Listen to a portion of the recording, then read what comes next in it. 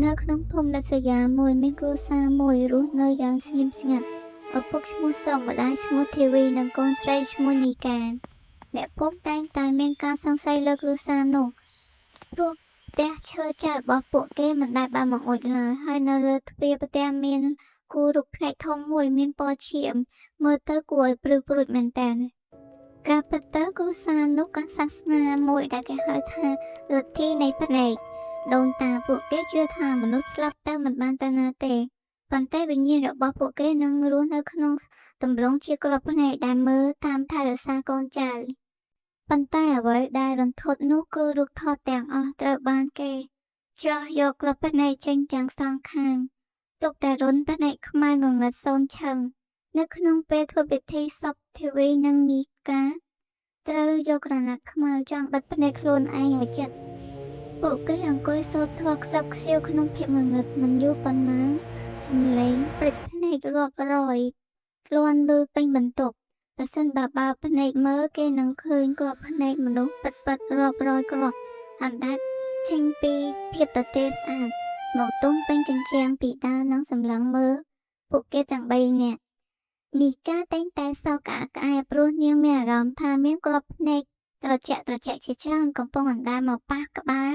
និងថ្ពាល់របស់នាងដោយក្តីស្រឡាញ់យប់មួយនាងចៅមួយក្រុមបានលួចចូលក្នុងផ្ទះនៅពួកគេបានទម្លាយទ្វារចូលទៅក្នុងបន្ទប់សម្ងាត់ទាំងមានកាំបិតកាន់នៅក្នុងដៃពួកគេបានបង្ខំឲ្យសុកប្រកូលទ្រព្យសម្បត្តិបើមិនប្រកូលទេនឹងសម្លាប់ចោលភ្លាមនោះសុកបាននិយាយទៅកាន់ភាពងងឹតទាំងស្នាមញញឹមដូនតាអើយពួកវាហែកច្បាប់សាសនារបស់យើងហើយរំពេចនោះពន្លឺទៀននៅក្នុងផ្ទះបានរលត់ក្រុមចៅស្រាប់តែមានអារម្មណ៍ថាមានអ្វីម្យ៉ាងត្រជាក់រាប់រយគ្រាប់កំពុងរមៀលលើស្បែកនិងមុខរបស់ពួកគេពេលពួកគេបើកប៉ាល់ទូរស័ព្ទមើលពួកគេបានស្រែករហូតដល់លេចនោម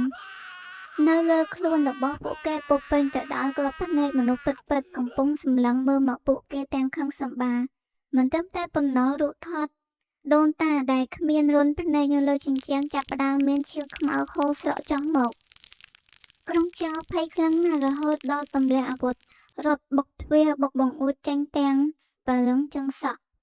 ចៅម្នាក់ក្នុងចំណោមនោះបានបែរជាឈួតបង្វេនព្រោះទោះបីជាទៅដល់កន្លែងណាក៏ឃើញតែក្របភ្នែកសម្លឹងមើលមកគេគ្រប់ពេលវេលាក្រោយហេតុការណ៍នោះមកគ្រួសារសុកនៅតែបន្តរស់នៅយ៉ាងស្ងប់ស្ងាត់ពួកគេដឹងថាដរាបណាពួកគេនៅតែបូជាដល់សាសនាភ្នែកនេះគ្មានសត្រូវណាអាចធ្វើបាបពួកគេបានឡើយ